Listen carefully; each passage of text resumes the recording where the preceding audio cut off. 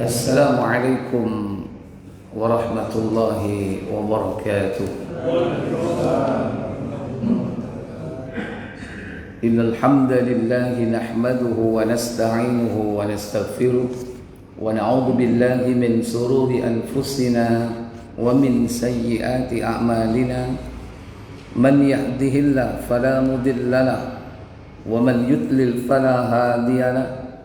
وأشهد أن لا إله إلا الله وحده لا شريك له وأشهد أن محمدا عبده ورسوله لا نبي بعده. اللهم صل وسلم وبارك على محمد صلى الله عليه وعلى آله وأصحابه ومن تبعهم بإحسان إلى يوم الدين. أما بعد. Puja dan puji syukur kita panjatkan keharibaan Allah Jalla wa'ala atas karunia yang Allah berikan kepada kita semua. Alhamdulillah, pada malam yang berbahagia ini kita berjumpa kembali mengkaji kitab para ulama, mempelajari ayat Allah, sunnah Rasulullah sallallahu alaihi wasallam. Tidak ada yang kita harapkan melainkan semoga Allah memberikan kita ilman nafi'ah, ilmu yang bermanfaat. Semoga salawat dan salam tak lupa kita haturkan selalu kepada junjungan kita Nabi besar Muhammad sallallahu alaihi wa ala alihi wasallam beserta seluruh keluarga dan keturunan beliau, para sahabat beliau dan seluruh pengikutnya yang setia hingga tibanya hari kiamat. Ikhwatal iman, a'izzakumullah, Bapak Ibu, saudara-saudari sekalian yang dirahmati Allah Jalla wa'ala. Melanjutkan pembahasan tentang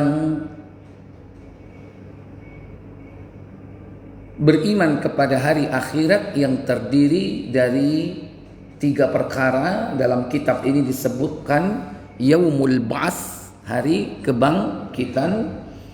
Kemudian yang kedua, al-imanu bil hisab wal jaza, beriman kepada perhitungan dan balasan. Kemudian yang ketiga, wal imanu bil jannati wan nar, yakni beriman kepada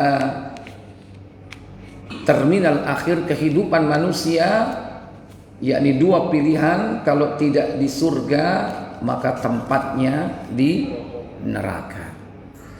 Pada pertemuan sebelumnya sekilas kita sudah membahas tentang Yaumul Ba'ats, itu hari kebangkitan, bahwa manusia nanti akan dibangkitkan dari kuburnya. Sekalipun manusia itu menjadi tulang belulang, sudah hancur menjadi tanah, maka ada satu yang Allah biarkan tetap utuh. Dari sanalah dia akan dibangkitkan. Namanya Ajbuz Dzanab. Ajbuz Dzanab yaitu tulang ekor. Tulang ekor. Jadi seandainya manusia itu jasadnya sudah hancur, akan tetapi Allah Tabaraka wa Ta'ala masih mensisakan bagian dari tubuh manusia yang bernama Ajbuz Dzanab, yaitu tulang ekor. Hari ini sebagaimana dalam sebuah riwayat, yaitu dalam Sahih Ibnu Majah,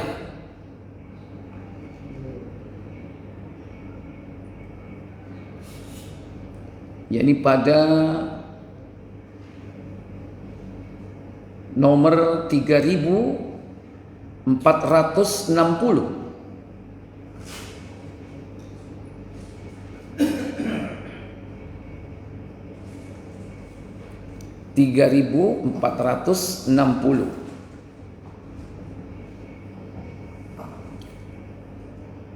Silakan. Dari Abu Hurairah radhiyallahu anhu, ia berkata, Rasulullah SAW bersabda. Apa sabda beliau sallallahu alaihi wasallam? Tidak ada sesuatu pada diri manusia melainkan akan usang dan menyisakan sebatang tulang, yaitu pangkal ekor. Dan darinya semua makhluk disusun kembali pada hari kiamat. Ya. Laisa syai'un minal insani illa yabla. Tidaklah sesuatu yang ada pada diri manusia melainkan dia akan yabla, akan hancur. Apapun bagian dari tubuh manusia, kulitnya, dagingnya, semuanya, termasuk rambutnya, termasuk tulang belulangnya, illa azman, kecuali yakni azman wahidan, yakni satu tulang yang disebut di sini wa huwa ajbudz dzanab, atau disebut ajbudz dzanab, yakni tulang ekor. Wa minhu yurakkabul khalqu, dari tulang ekor itu Allah menyusun kembali bagian anggota tubuh manusia itu menjadi sempurna atau lengkap yaumal qiyamah, kelak pada hari kiamat. Jadi antum ini sebetulnya punya apa? Punya tulang ekor. Di mana posisinya? Wis tau di rokok ta? Ya. Ajbudz dzanab, ya, itu tulang ekor yang akan disisakan. Nah, dia akan tersusun kembali menjadi sempurna apabila terjadi tiupan. Tiupan yang keberapa? Kemarin ada pembahasan tentang berapa jumlah tiupan itu. Ada 3 tiupan. Tiupan kekagetan, tiupan kematian secara total, dan terakhir tiupan apa? Tiupan kebangkitan, yaitu tiupan yang terakhir yang dalam Al-Quran disebut dengan yaitu tiupan yang lain. Tsumma nufikha fihi ukhra, dalam surah Az-Zumar ya 39 pada ayat yang ke-68 kalau tidak salah. Yauma yunfakhu fis suri fasa'iqa man fis samawati wa man fil ardi illa man syaa Allah thumma nufikha fi ukhra fa idza hum qiyamun yanzurun. Apa kata Allah? Dan ditiuplah sangkakala, maka matilah siapa yang di langit dan di bumi kecuali siapa yang dikehendaki Allah. Kemudian ditiup sangkakala itu sekali lagi, maka tiba-tiba mereka berdiri menunggu putusannya masing-masing. Iya. Kata Allah tabaraka wa taala dalam ayat itu, pada hari ketika ditiup sangkakala, maka matilah seluruh yang ada di langit dan seluruh yang ada di bumi, kecuali yang dikehendaki oleh Allah Jalla wa'ala tetap hidup. Kemarin sudah disampaikan ada makhluk-makhluk yang masih diberi oleh Allah Jalla wa'ala kesempatan hidup, walaupun pada akhirnya mereka semua dimatikan ketika Allah menggulung langit, menggenggam bumi dengan tangannya. Maka pada saat itu sudah tidak ada lagi siapa-siapa kecuali Allah Jalla wa'ala. Dan Allah kemudian mengatakan, Ainal jabbarun, mana itu orang-orang yang sewenang-wenang? Ainal mutakabbirun, mana itu orang yang sombong? Maka kemudian Allah hidupkan pertama kali makhluk itu, yakni yang bertugas meniup sangkakala. Malaikat siapa? Malaikat Israfil yang pertama kali dihidupkan untuk meniup sangkakala. Maka sangkakala ditiup yang ketiga, maka Allah Jalla wa'ala membangkitkan seluruh makhluk termasuk manusia, yaitu dengan dasar apa tadi? Ajbudz dzanab, tulang ekor itulah disusun kembali tubuh manusia secara sempurna. Lantas manusia berkumpul di suatu tempat untuk menunggu keputusan dari Allah Tabaraka wa Ta'ala. Kemudian yang pertama kali yang dibangkitkan oleh Allah Tabaraka wa Ta'ala kelak pada hari kiamat, yaitu Nabi kita Muhammad sallallahu alaihi wa ala alihi wasallam.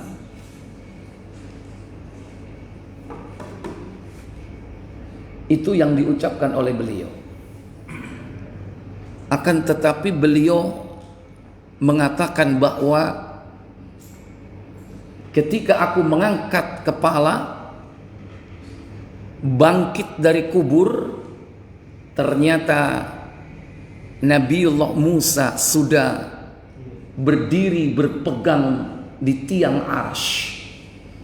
Sehingga Nabi SAW tidak tahu apakah Nabi Musa ini termasuk manusia yang dikecualikan, tidak dimatikan ketika sangkakala ditiup yang kedua, yaitu sangkakala kematian secara total, ataukah Nabi Musa itu dibangkitkan sebelum Nabi kita. Nabi tidak bisa memastikan antara dua hal tadi itu. Baca 3467 Ibnu Majah, ya. Sama dari Abu Hurairah. Ini gara-gara apa? Ada seorang muslim berkelahi sama orang Yahudi. Masing-masing apa? Menonjolkan nabinya. Wah, nabiku hebat nih. Ya. Sampailah terdengar oleh Nabi SAW. Dan kemudian Nabi menyampaikan hadis tersebut. Silakan.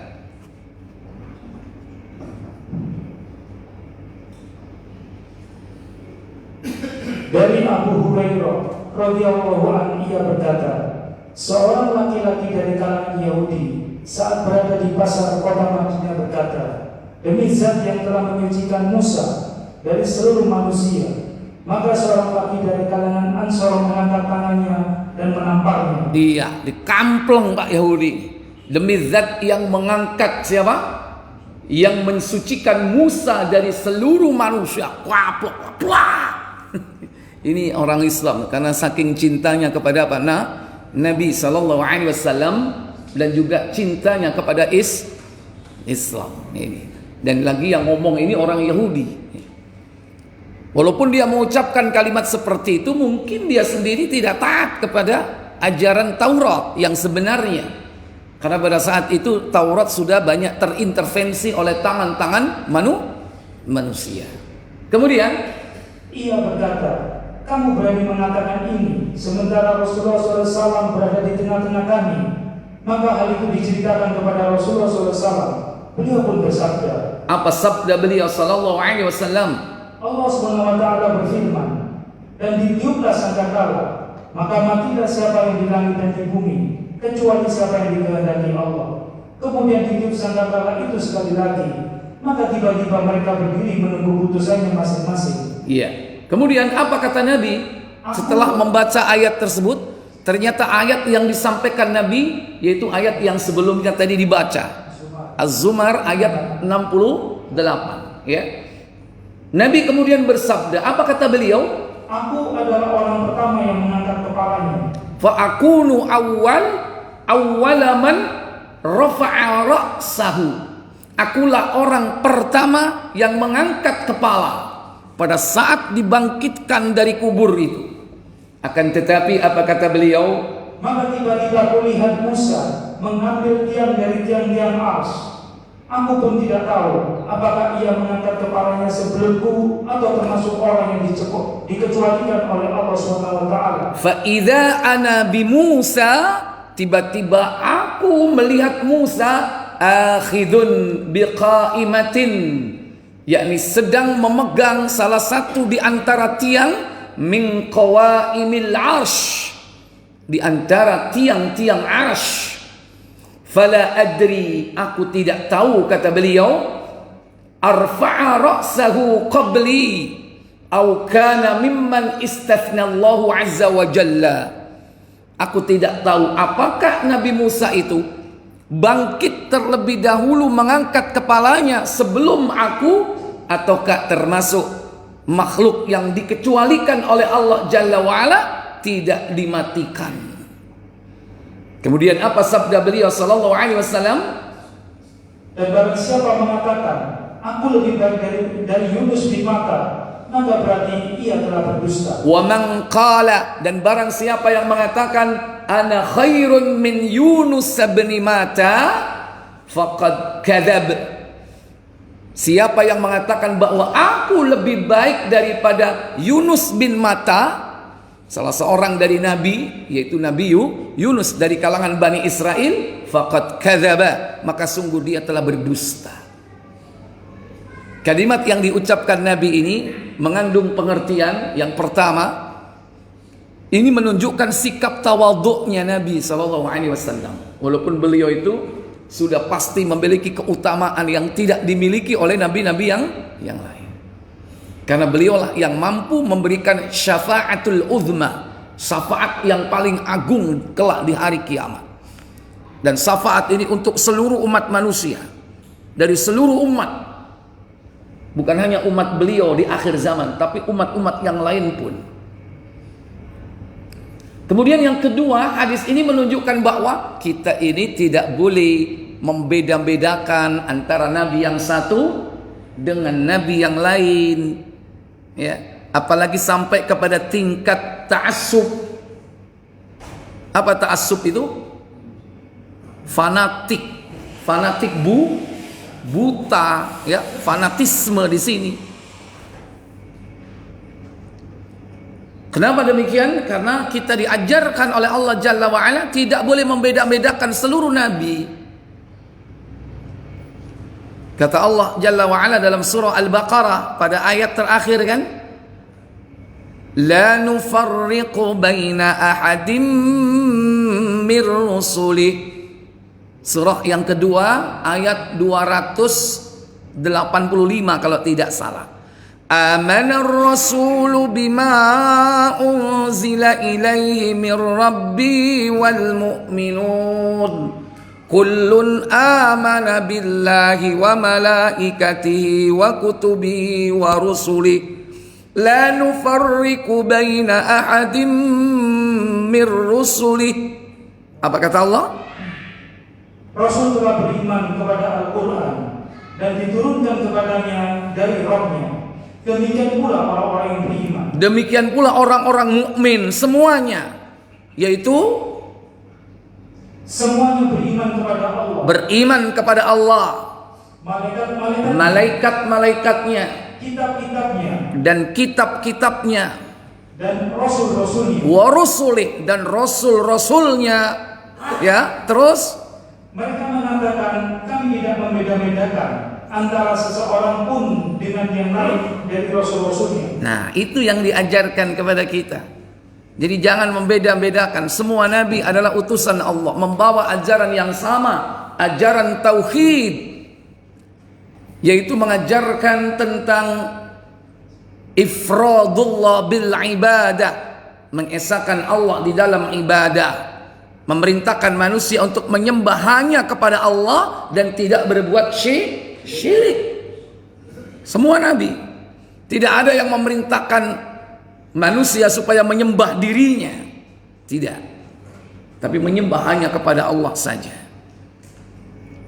Dan tidak memerintahkan nabi itu bagian dari sesembahan di samping sesembahan kepada Allah, menjadikan nabi sebagai tandingan atau sekutu. Tidak boleh. Dan tidak mungkin nabi melakukan itu. Agama mereka satu, agama tauhid. Oleh karena itu umatnya yang beriman tidak boleh membeda-bedakan, karena semua dari sumber yang sama, dari Allah.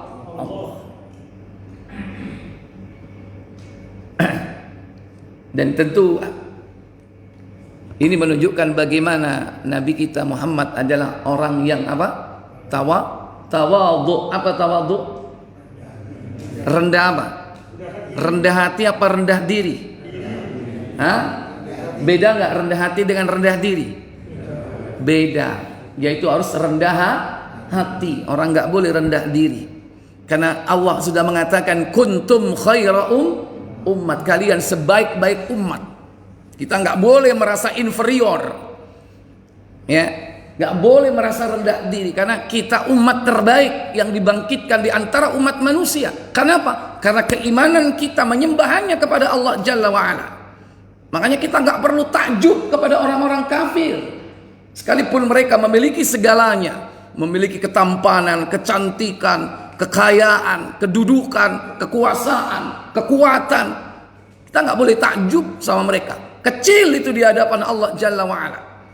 Meskipun kita tidak punya apa-apa, tapi keimanan yang kita miliki ini merupakan harta yang sangat berharga dan paling utama. Maka seorang mukmin tidak boleh merasa rendah diri. Ya. Kadang delok turis saya wis atine turis yo ganteng ya. Wow, mukene dukur, fulus. Kecil di hadapan Allah Jalla wa'ala. Masih lebih baik antum ketika azan berkumandang datang kemana? Ke masjid. Mereka sudah tidak mau, malah lari mendengarkan azan, ya, karena sama dengan syaitan. Ketika dikumandangkan azan, syaitan bagaimana? Mereka lari berkentut-kentut dan mencari lubang untuk bersembunyi. Nanti ketika itu keluar lagi menggoda manusia. Ketika iqamah dikumandangkan, dia lari lagi masuk ke lubang. Entah cari lubang apa, terutama tempat najis. Baik, ikhwatal iman, aizakumullah. Ya, jadi Rasulullah sallallahu alaihi wasallam sungguh pun beliau mengaku dibangkitkan pertama kali. Ternyata Nabi Musa sudah berpegang tiang apa? Tiang arsy. Baik, ikhwatal iman, aizakumullah. Nah, Allah tabaraka wa ta'ala setelah menggulung langit, menggenggam bumi, dihancurkan secara total, maka Allah Jalla wa ala mengganti langit dan bumi yang baru. Siapkan tafsir Ibnu Katsir, surah Ibrahim 14 ayat 48. Yauma tubaddalul ardu ghairal ardi was samawat wa barazu lillahil wahidil qahhar. Apa kata Allah Jalla wa ala?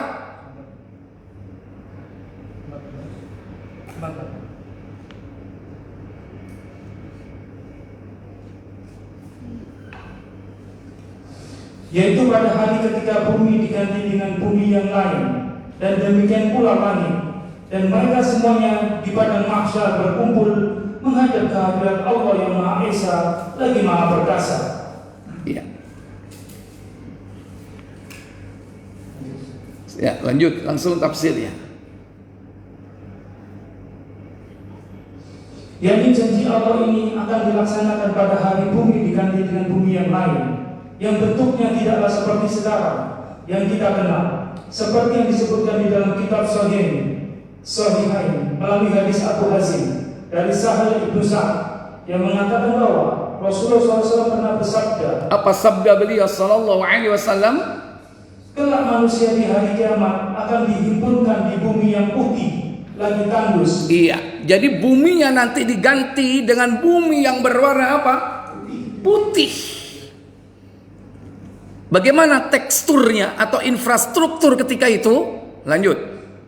Seperti perak yang putih bersih. Seperti perak yang putih bersih, mengkilat. Itu bumi mahsyar. Kita kalau berdiri di atas sesuatu yang putih seperti perak hari ini, rasanya gimana? Panas ya. Dan mata kita bisa apa? Bisa silau. Itu keadaan di padang mahsyar nanti. Dan tidak ada apa-apa di situ, tandus. Tidak ada tanda apa-apa, tidak ada pohon, tidak ada gunung, tidak ada. Rata semuanya. Enggak ada gunung, enggak ada sungai, enggak ada laut. Ono kali enak iso atus. Enggak ada, semuanya gersang. Itulah keadaan mahsyar yang akan kita hadapi nanti. Dikumpulkan manusia dari pertama sampai terakhir. Mulai dari Adam sampai Adam. Adam siapa? Udah lewat kalau itu, ya kan? Kita nggak tahu terakhir ini siapa namanya. Yang jelas bin Adam, ya kan? Anak cucu Adam. Lanjut. Tiada suatu tanda pun bagi seseorang padanya. Imam Ahmad mengatakan dari Aisyah yang mengatakan bahwa ia adalah orang yang mula-mula bertanya kepada Rasulullah SAW tentang makna firman yang berikut ini, yaitu pada hari ketika bumi diganti dengan bumi yang lain dan begitu pula langit. Yaitu ayat Ibrahim berkata, ia bertanya kepada Rasulullah SAW, di manakah manusia pada saat itu, wahai Rasulullah? Rasulullah menjawab, di atas siwak. Ya. Dalam riwayat yang lain bahwa bumi putih itu tadi, tekstur tanahnya itu seperti tepung. Tidak ada tanda-tanda apapun. Dan Allah juga mengganti langit. Langit yang ada ketika itu beda dengan langit kita sekarang. Berarti bumi ada, langit juga ada. Kemudian lanjut. Imam Muslim meriwayatkan hadis ini secara mufarad tanpa Imam Bukhari. Lanjut. Qatadah telah meriwayatkan dari Hisab ibnu Bilal al-Musani bahwa ia bertanya kepada Rasulullah SAW tentang makna firman, yaitu pada hari ketika bumi diganti dengan bumi yang lain, demikian pula langit. Bunyi pertanyaannya ialah, wahai Rasulullah, di manakah manusia pada saat itu? Rasulullah SAW menjawab, sesungguhnya kamu menanyakan sesuatu kepadaku, suatu pertanyaan yang belum pernah diajukan oleh seorang pun dari kalangan umatku. Pada saat itu, manusia berada di atas jembatan neraka. Ya, itu pertanyaan Aisyah radhiyallahu taala anha tentang di manakah saat itu manusia. Disebutkan ketika itu manusia berada di atas sirat. Kemudian Imam Ahmad meriwayatkan melalui hadis Habib bin Abu Amrah bahwa Aisyah telah menceritakan kepadanya bahwa ia pernah bertanya kepada Rasulullah SAW tentang makna firman-Nya, padahal bumi seluruhnya dalam genggamannya pada hari kiamat dan lagi digulung dengan tangan kanannya. Aisyah mengatakan, di manakah manusia pada saat itu, wahai Rasulullah? Rasulullah SAW bersabda, mereka berada di pinggir neraka jahanam. Ya, itu beberapa riwayat yang menyebutkan tentang keadaan manusia ketika itu. Kemudian Ibnu Jarir mengatakan, ia mendengar Al Hasan mengatakan bahwa Aisyah radhiyallahu pernah bertanya, radhiyallahu anha pernah bertanya tentang makna firman-Nya, yaitu pada hari ketika bumi diganti dengan bumi yang lain. Di manakah manusia pada hari itu, wahai Rasulullah? Rasulullah SAW menjawab, sesungguhnya ini adalah suatu pertanyaan yang belum pernah diajukan oleh seorang pun. Aisyah, mereka pada hari itu berada di atas sirat. Kemudian Imam Muslim Ibnu Hajar mengatakan di dalam kitab Sahihnya bahwa ia benar mendengar Abu Salam mengatakan telah menceritakan kepada Abu Asma Ar-Rahbi, saudara Maula Rasulullah SAW pernah menceritakan kepadanya bahwa ketika ia sedang berdiri di hadapan Rasulullah, datanglah seorang ulama Yahudi kepada Rasulullah SAW lalu berkata, semoga kesejahteraan atas dirimu, hai Muhammad. Maka aku, Sauban, mendorongnya dengan dorongan yang cukup kuat sehingga hampir saja ia terjatuh karena doronganku. Lalu ia berkata kepadaku, mengapa kamu mendorongku? Aku menjawab, mengapa tidak kamu katakan, wahai Rasulullah? Orang Yahudi itu berkata, sesungguhnya aku memanggilnya dengan nama yang diberikan oleh orang tuanya. Maka Rasulullah SAW bersabda, Sesungguhnya namaku Muhammad, itulah nama yang diberikan kepadaku oleh orang tuaku. Baik, cukup. Coba dibuka Bukhari nomor 6040. Hadis yang diriwayatkan dari sahabat yakni Sahal bin Sa'ad, dengan ringkas Nabi SAW menjelaskan tentang tekstur atau keadaan fisik daripada bumi ketika itu. Silakan. Aku mendengar Sahal bin Sa'ad mengatakan, aku mendengar Nabi SAW bersabda. Apa sabda beliau SAW? Pada hari kiamat, manusia dikumpulkan di atas tanah putih cemerlang. Yuksharun nasu, manusia dikumpulkan yaumal qiyamati, pada hari kiamat, ala ardin bayda, yakni di atas bumi yang berwarna putih, afra, yang cemerlang, putih cemerlang. Seperti apa? Bagaikan roti yang bersih. Kakur sotinakiyin, bagaikan roti yang bersih. Ada yang mengatakan roti, benar-benar roti. Ada yang mengatakan bahan daripada roti, yaitu apa? Tepung putih. Kemudian apa kata Sahal? Kata Sahal, di sana tak ada satu tanda pun bagi seseorang. Iya, laisa fiya ma'lamun li ahadin. Pada saat itu tidak ada satupun tanda bagi siapapun, nggak ada tanda apa-apa, termasuk tanda arah mata angin. Di sana sudah tidak mengenal ada barat, ada timur, ada utara, ada selatan. Wis kausum. Tidak ada arah mata angin di situ. Kenapa demikian? Kalau kita sekarang ada barat, ada timur, ada utara, ada selatan. Kalau timur matahari apa? Terbit. Kalau barat matahari terbenam. Nanti di sana itu matahari di atas kepala. Persis masing-masing di atas kepala kita. Berapa jaraknya?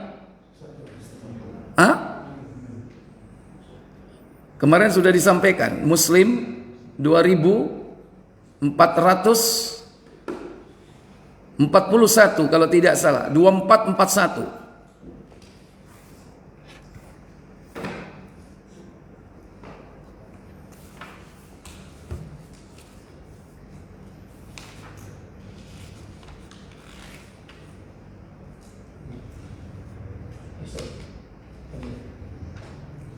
Silakan. Dari Miqdad bin Aswad radhiyallahu anhu katanya, dia mendengar Rasulullah SAW bersabda. Apa sabda beliau sallallahu alaihi wasallam? Pada hari kiamat kelak, matahari didekatkan kepada manusia sehingga jaraknya dengan mereka hanya kira-kira 1 mil. 1 mil. Tudna syamsu yaumal qiyamah qadra milin. Didekatkan matahari kepada manusia dari kepala-kepala mereka jaraknya 1 mil. 1 mil berapa kilo? 1,5, taruhlah 1,5, 1,5, 1,6 mil. Dekat atau bagaimana? Sangat dekat sekali. Kalau sekarang orang pada mati nggak kalau didekatkan segitu? Jangankan 1,6, 2 kilo. Sekarang jaraknya 150 juta kilometer dari bumi. Dekatkan aja kira-kira 10 kilo, pancer kelasi. Jadi apa kelasi? Wobong ngape? Pasti akan terbakar. Mati semua mungkin. Tapi nanti di sana tidak ada kematian.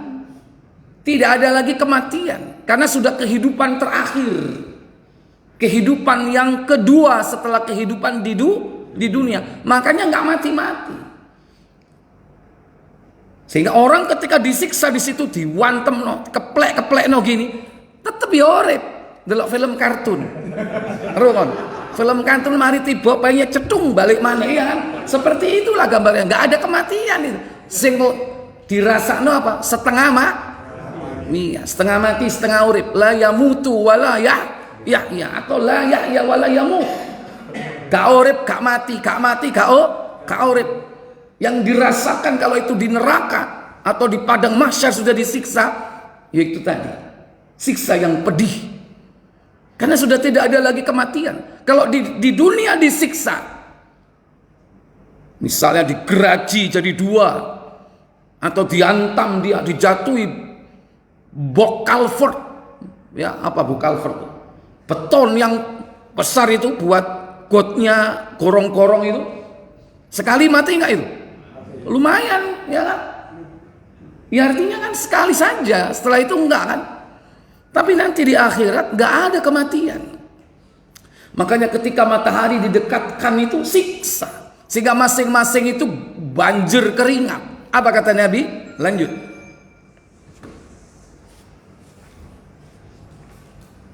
Ketika itu manusia berada dalam genangan keringat, terbenam sesuai dengan amal mereka.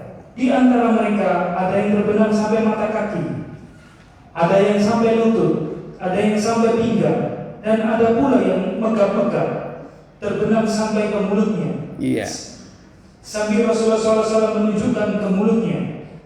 Iya, itulah gambaran kelak di hari kiamat. Manusia akan tenggelam masing-masing dengan keringatnya sesuai dengan amal perbuatannya. Dikumpulkan dalam kondisi telanjang bulat, tidak memakai alas kaki, tidak berkhitan. Pada saat itulah manusia sudah mulai mendapatkan ganjaran apa yang dilakukan dalam kehidupan dunia. Di antara bentuk model-model orang yang disiksa di sana yaitu orang-orang yang tidak menunaikan kewajiban kepada harta, yaitu tidak membayar zakat. Itu tidak disiksa di neraka, belum itu. Di sana sudah dimulai siksa. Ini contohnya, matahari didekatkan begitu dekat itu bagian dari siksa. Demikian pula yang lain. Kata Allah Jalla wa Ala, kata Nabi sallallahu alaihi wasallam, buka Muslim 940.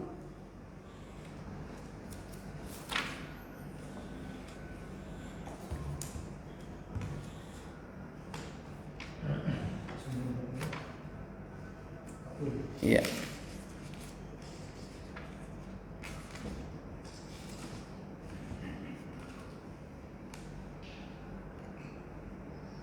Dari Abu Hurairah radhiyallahu anhu katanya, Rasulullah SAW bersabda, siapa yang mempunyai emas perak tetapi dia tidak membayar zakatnya, maka hari kiamat kelak dibuatkan untuknya setrika api yang dinyalakan dalam neraka jahanam, lalu disetrikakan ke perut dan punggungnya. Ya, coba diulangi lagi. Orang yang memiliki emas dan perak, dinar dan dirham yang tidak dikeluarkannya di jalan Allah, yang dimaksud di sini adalah zakat, karena hukumnya wajib. Kalau sudah sampai nisab, yaitu memiliki uang emas dinar sejumlah 85 gram emas murni, itu nisabnya, atau memiliki 20 dinar. 20 dinar, karena 1 dinar 4/4 gram emas kali 20 totalnya 85 gram, maka sudah 1 nisab sampai kepada batas minimal. Dan setelah mengendap 1 tahun wajib dikeluarkan 2,5%. Kalau tidak, ini nanti konsekuensinya. Maka dijadikan apa tadi Pak? Diulangi lagi. Siapa yang mempunyai emas perak tetapi dia tidak membayar zakatnya, maka hari kiamat telah dibuatkan untuknya setrika api yang dinyalakan dalam neraka jahanam, lalu disetrikakan ke perut dan punggungnya. Iya, disetrikakan di mana? Di perut dan punggungnya. Kalau dalam Al-Quran itu bukan perut dan punggung, tambah 1, 3, mananya? Mirip, kurang pas, mana? Bukan wajah, bukan kepala, mana? Jidatnya, batu dinyos dalam surah At-Taubah. Surah At-Taubah surah kedua, yaitu pada ayat yang ke-35. Yauma yuhma 'alaiha fi nari jahannam fatuqwa biha jibahuhum wa junubuhum wa zuhuruhum. 3. Jibahuhum wa junubuhum wa zuhuruhum.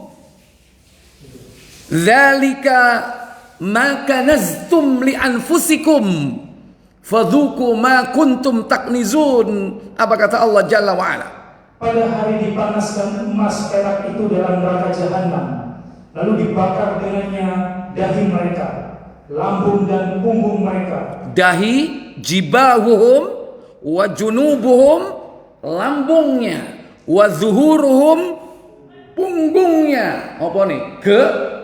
Kekeretinyos. Emas dan peraknya dibuat alat untuk apa? Menyiksa. Apa kata Allah Jalla wa Ala? Lalu dikatakan kepada mereka, inilah harta bendamu yang kamu simpan untuk dirimu sendiri. Maka rasakanlah sekarang akibat dari apa yang kamu simpan itu. Iya, lebih lengkap di Quran. Ada 3 tempat ya. Coba kembali lagi ke sunnah, kepada hadis Muslim. Setiap setrika itu dingin, dipanaskan kembali, lalu disetrikakan pula kepadanya. Maaf, saya tanya dulu. Ini siksanya di neraka atau di padang mahsyar? Coba diulangi lagi, ya, dibaca dari awal supaya paham. Siapa yang mempunyai emas perak, tetapi dia tidak membayar zakatnya, maka hari kiamat telah dibuatkan untuknya setrika api yang dinyalakan dalam neraka jahanam, lalu disetrikakan ke perut dan punggungnya. Setiap setrika itu dingin, dipanaskan kembali, lalu disetrikakan pula kepadanya. Saya tanya, siksa ini terjadi di neraka atau di padang mahsyar?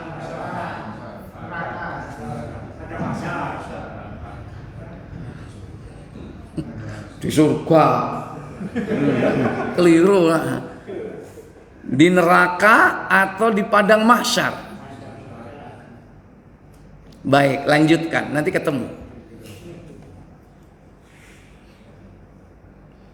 Setiap setrika itu dingin dipanaskan, lalu lanjut.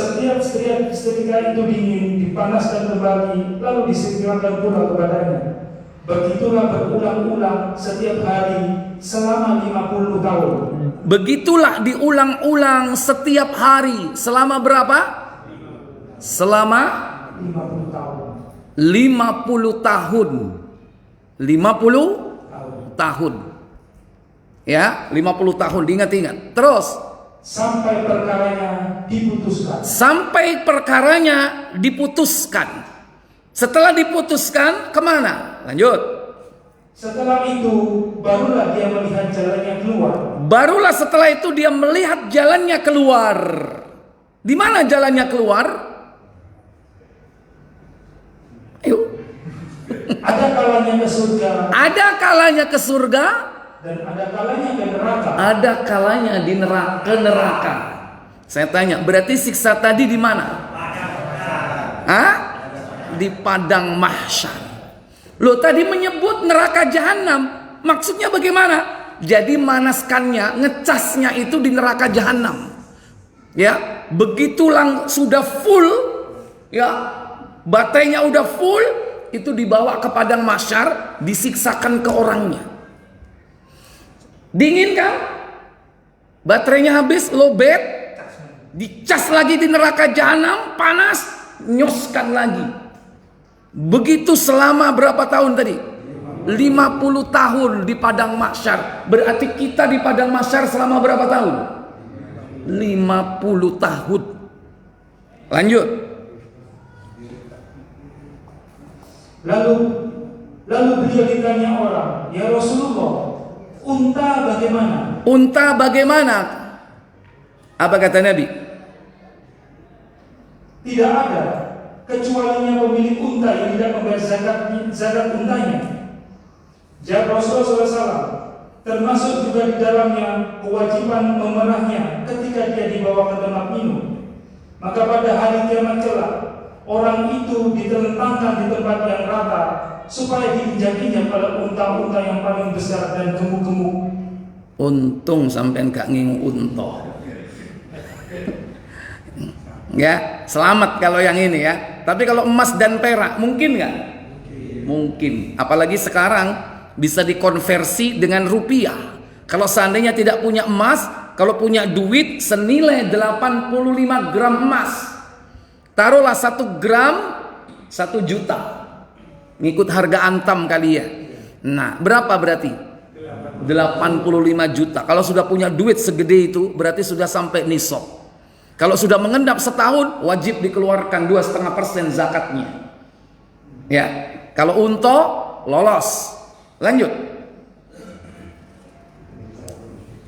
Semuanya menginjak-injak dengan kukunya serta menggigit dengan giginya yang tajam. Padahal gigi unta itu tajam apa enggak? Enggak. Unta sopo? Itu untu lah nih. Bukan unta, ya kan? Unta itu giginya enggak tajam, tapi nanti di sana itu dijadikan Allah menjadi apa? Menjadi apa giginya? Menjadi seperti taring tajam. Jadi unta jadi tirek nanti di sana. Ya, tapi tetap unta bukan jadi tirek. Ya, tirek enggak ada ceritanya di sana ya. Yang ada unta tapi giginya tajam. Medeni ya. Nah, baik, silakan adzan dulu. Udah masuk.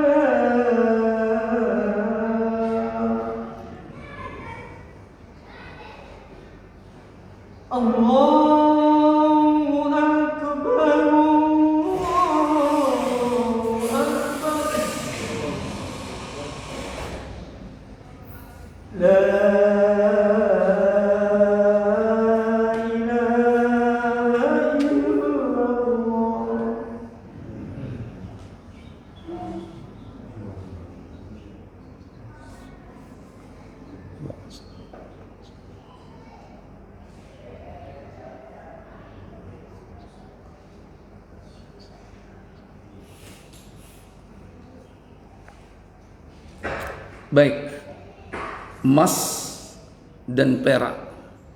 Setelah itu ternak, yaitu unta. Selain dari unta, apalagi? Lanjut.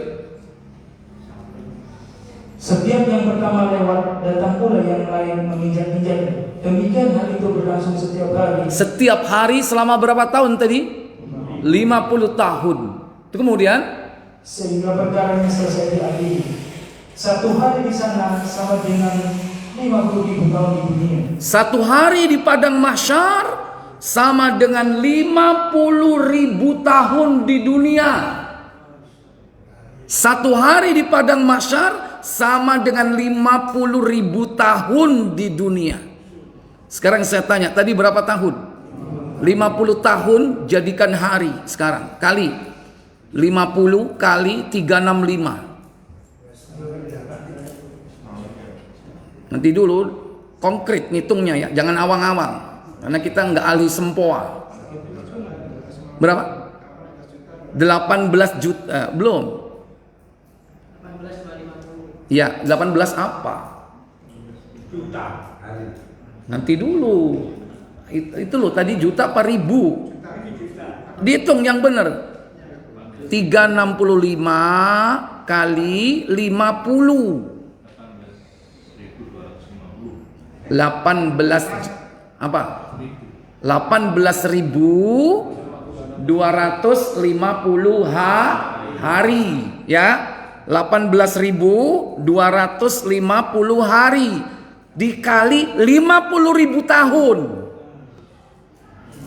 Kan perharinya 50.000 tahun kali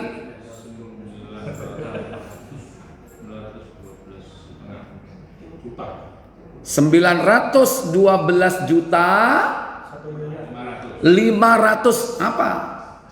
500.000 tahun, karena dikali tahun kan, perharinya 50.000 tahun di dunia, hasilnya tahun apa hari?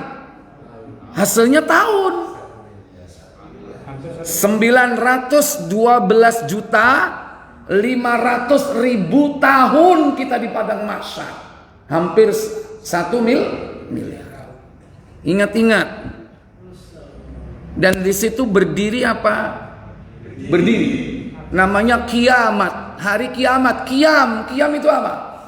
Berdiri. Sampean antri sak jam ngadeg, pegel nggak? Halo? Nanti di sana 912 juta tahun berdiri. Ojo macem-macem kat oleh lunggu dilu ain dodok samblek malaikat. Nggak ada orang yang duduk ngelempo dodok ya kan? Berdiri semuanya nanti di sana. Dan kaki ini tidak bergeser sedikit pun. Sebelum ditanya tentang 5 perkara, nanti kita akan bahas pada pertemuan yang akan datang. Nggak bergeser satu jengkal, jangan 1 jengkal, 1 senti, 1 mili nggak bergerak. 5 pertanyaan harus dijawab. Ini nanti di padang mahsyar. Selama itu, makanya di dunia ini sebentar nggak di dunia ini? Sebentar banget. Dibandingkan dengan 912 juta 500.000 tahun. Kita di sini 100 tahun aja nggak ada. Sopo sing kira-kira umur 100 tahun? Halo.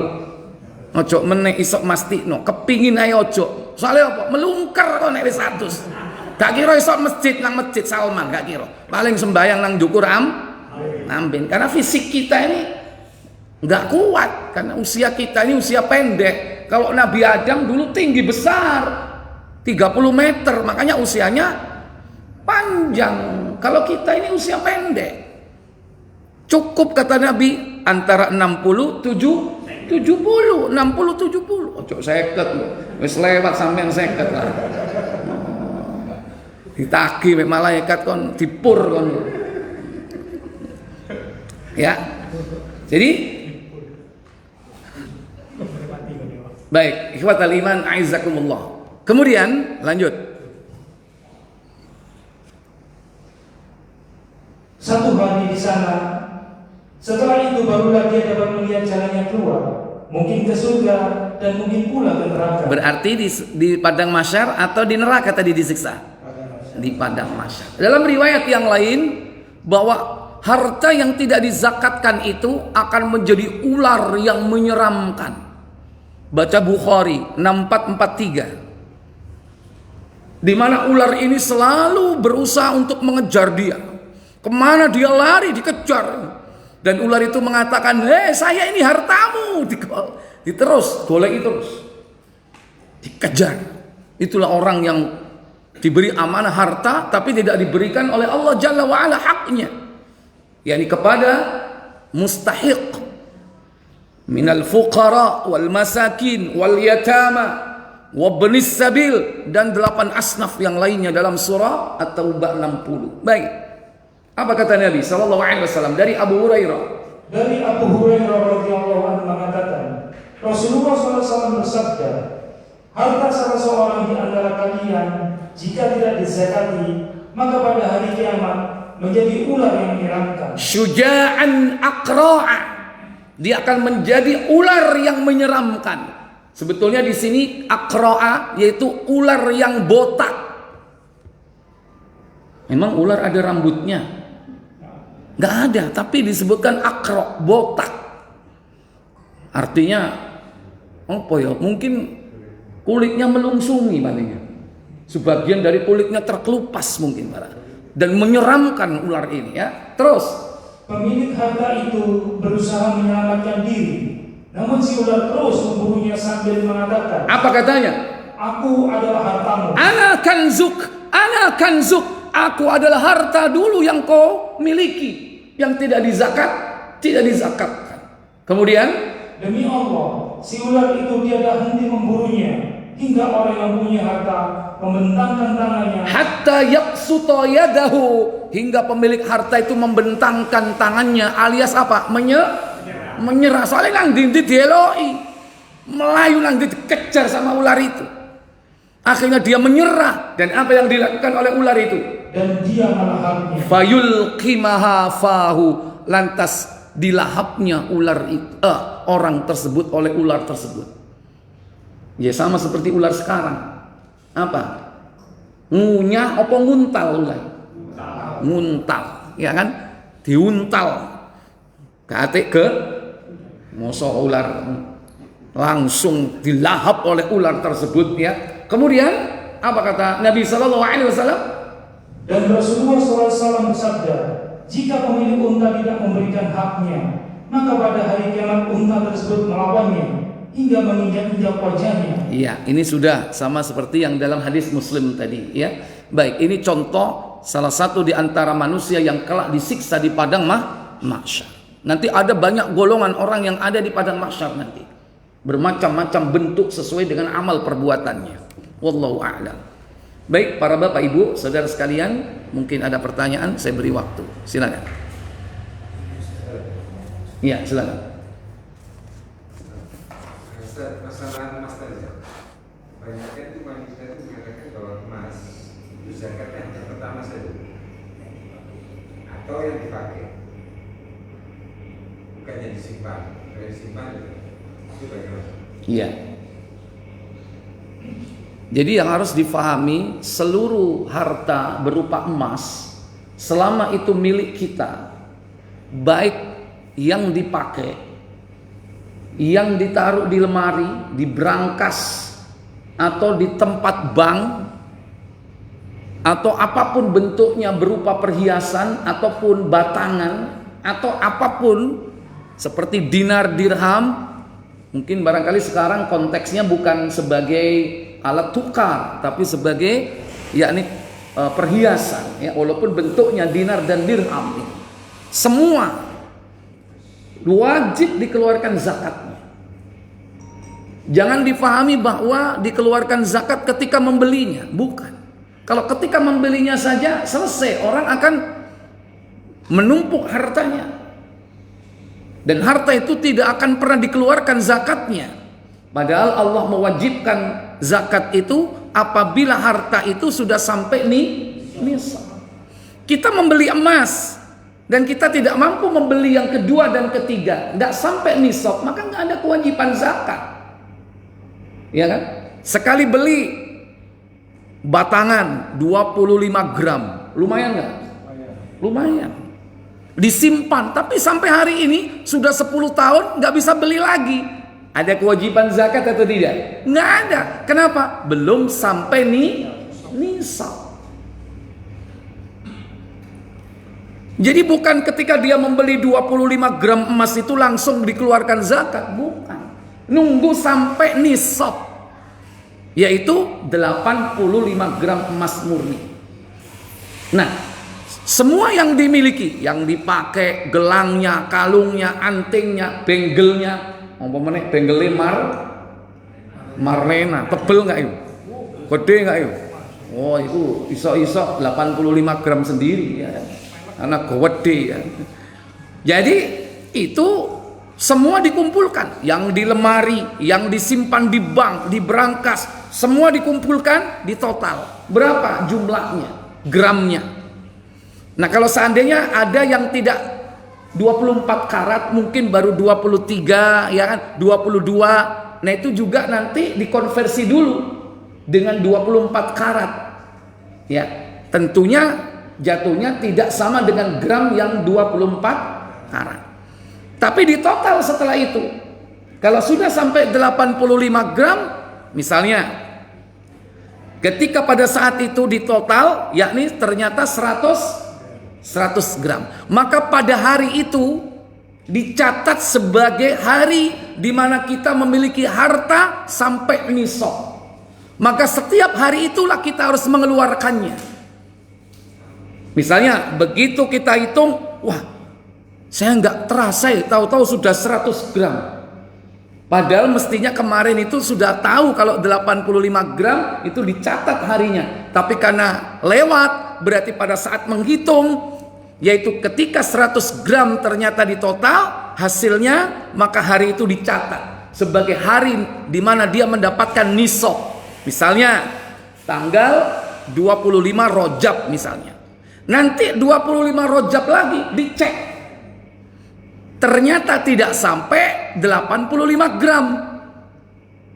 Mungkin karena dia butuh, ternyata diambil buat makan, diambil lagi buat bayar SPP, diambil lagi buat modal. Ketika tanggal 25 Rajab ternyata nggak sampai 85 gram. Berarti kewajiban membayar zakat atau tidak? Tidak wajib. Tapi begitu 25 Rajab dicek, ternyata nilainya 90 gram emas murni, ya, harus tetap membayar zakat atau tidak? Tetap. Kenapa? Masih melewati nisab atau minimal 85. Tapi tidak boleh mensiasati. Wah, supaya gak kena nisab rek, tak tukokno ae. Ya, seperti ini termasuk dilarang di dalam Islam, mensiasati zakat supaya tidak kena, yaitu haul, tidak kena mengendap 1 tahun, pura-pura ditukokno barang. Ya, akhirnya orang seperti ini nanti diancam oleh Allah Jalla wa'ala. Di dalam hadis Bukhari, yaitu nomor 6442. Silakan baca. Iya.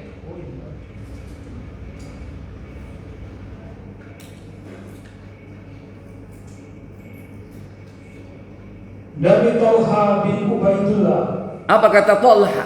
Ada seorang Arab Badui menemui Rasulullah SAW dengan rambut acak-acakan. Ia berkata, "Ya Rasulullah, beritahukanlah kepadaku sholat apakah yang Allah wajibkan atasku." Nabi menjawab, "Sholat 5 waktu, kecuali jika engkau mau mengerjakan yang sunnah."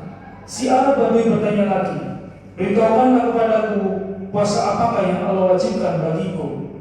Nabi menjawab, "Puasa bulan Ramadan, kecuali jika kamu ingin melaksanakan yang sunnah." Si Arab Badui bertanya, "Beritahukanlah kepadaku zakat apakah yang Allah wajibkan atasku." Maka Rasulullah SAW memberitahukan kepadanya syariat-syariat Islam.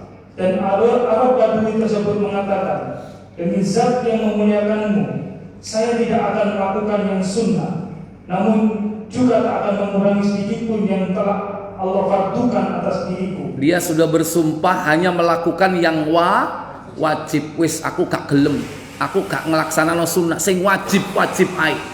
Ya. Kemudian maka Rasulullah SAW bersabda, apa kata beliau? "Dia beruntung jika ia jujur." Iya, aflah in sadaqa. Dia akan mendapatkan keberuntungan jika dia jujur dengan ucapannya itu. Artinya apa? Yang wajib tidak dikurangi walaupun tidak melakukan yang sunnah. Kalau dia memang betul-betul benar ucapannya, maka dia beruntung. Ya, ini menandakan bahwa apa? Dalam Islam itu mudah, jangan dipersulit. Seandainya orang tidak mampu melaksanakan yang sunnah, cukuplah jangan mengurangi yang wajib. Terutama tadi apa? Salat fardu, puasa fardu, termasuk zakat itu juga fardu, tapi dengan syarat, yaitu tadi 2 syaratnya atau 3, yaitu apa? Pertama, yaitu sampai nisab. Kedua, haul. Dan yang ketiga, harta itu miliknya, bukan milik tetangga. Milik tetangga mau zakatnya ya oleh. Lanjut, belum selesai. Kan mensiasati tadi kan? Atau dengan redaksi ia masuk surga jika jujur. Penulis menuturkan, sebagian orang mengatakan bahwa 120 unta zakatnya 2 hikok, dan jika yang punya membelanjakannya secara sengaja atau menghibahkannya atau mencari siasat terhadapnya dengan tujuan untuk tidak berzakat, maka yang demikian dia tak terkena dosa. Tidak terkena dosa. Artinya apa? Di situ masih diberi keringanan. Tapi ingat, jika hal itu memang dengan tujuan untuk betul-betul mensiasati untuk tidak terkena zakat untuk selama-lamanya, maka hati-hati ancaman tadi. Dalam hadis Muslim tadi diinjak-injak. Tapi di sini dengan redaksi fala syai'an alaihi, bahwa 120 unta itu zakatnya adalah 2 hiqqatan, 2 hiqqah.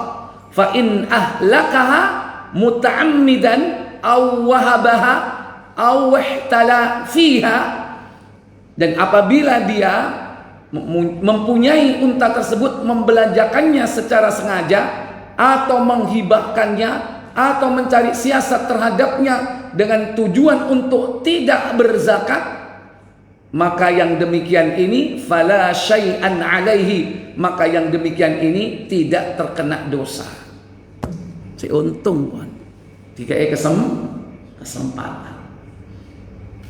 Ini kalau untung. Bagaimana dengan yang lain? Hanya hadis berkaitan dengan unta saja. Disebutkan kambing misalnya, hanya ternak. Di nomor berikutnya 6444. Disebutkan di sini, sebagian orang mengatakan bahwa jika unta mencapai 20 ekor hingga ia berkewajiban membayar zakat 4 ekor kambing, lalu dia menghibahkan unta itu sebelum haul, atau menjualnya dengan niat atau siasat agar tidak terkena wajib zakat, maka tidak ada denda atasnya. Kalau ini berkaitan dengan denda duniawiyah. Kalau tadi berkaitan dengan dosa, maka tidak terkena denda. Demikian pula jika ia menyembunyikan terus meninggal, maka tidak ada denda dalam hartanya. Tapi apakah ini berlaku untuk emas? Allah tidak menurunkan berkaitan tentang hal itu. Tapi ingat, yang tidak membayar zakat emas dan peraknya ancamannya jelas tadi kan? Ya. Baik, wallahu a'lam. Ada lagi pertanyaan? Satu lagi, boleh. Ada yang mengatakan bahasanya manusia itu sebelum masuk kerja jalan soal mustaqim rambutnya. Ada yang mengatakan kalau orang alim itu jalannya seperti mandian dulu. Jadinya sudah ada masalah. Iya, baik. Jadi nanti di padang mahsyar itu fase-fase yang harus dilalui. Pertama yaitu mahsyar, dikumpulkan. Tahap kedua yaitu hisab, perhitungan amal. Dihisab. Dihisab itu diperhitungkan. Tahap ketiga yaitu mizan, menimbang atau hari timbangan. Setelah apa? Setelah dihisab itu diberikan kitab. Nanti akan dibedakan. Ada yang dari sebelah kanan, ada yang dari sebelah kiri, dan yang ketiga dilempar dari belakang. Itu ketika setelah dihisab, diberikan kitab catatan amal. Setelah itu baru ditimbang. Namanya yaumul mizan, hari penimbangan amal. Setelah itu yang keempat, apa itu? Yaumul haud, hari telaga.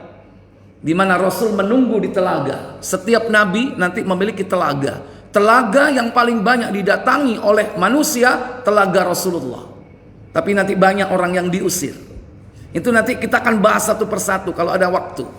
Ya, yaumul hisab, yaumul mizan, yaumul haud, hari telaga. Baru kemudian selanjutnya yaumus sirat, hari meniti titian sirat. Setelah sirat ada lagi qantarah. Qantarah yaitu jembatan kecil. Kisos yang kedua. Nah, kisos yang pertama itu ketika di yaumul hisab. Barulah nanti yang terakhir yaumul jaza, pembalasan. Dua, yaitu surga atau neraka. Jadi sirat sik durung wayai. Hisab durung, mizan durung, engko ya. Nanti kalau sudah waktunya. Karena perjalanan kita ini panjang. Berapa tahun tadi, Pak? 912 juta tahun. Ya, itu perjalanan kita. Baru kalau sudah sampai di surga atau di neraka, dimensi waktunya udah berubah. Tidak per hari 50.000 tahun, tapi per hari berapa? 1.000 tahun. Kalau di mahsyar itu per hari 50.000 tahun di dunia. Per hari di padang mahsyar 50.000 tahun di dunia. Dasarnya surah Al-Ma'arij. Ya, surah Al-Ma'arij. Kemudian kalau sudah masuk surga dan neraka, maka setiap hari di sana 1.000 tahun di dunia hitungannya. Dasarnya surah As-Sajadah, surah 32, yaitu pada ayat yang kelima. Wallahu a'lam. Jadi nanti kita akan bahas satu persatu jika memang ada waktu untuk itu. Wallahu a'lam. Saya pikir cukup. Wa akhiru da'wana walhamdulillahirabbil alamin. Subhanakallahumma wa bihamdik asyhadu an la ilaha illa anta astaghfiruka wa atubu ilaik. Wassalamualaikum warahmatullahi wabarakatuh.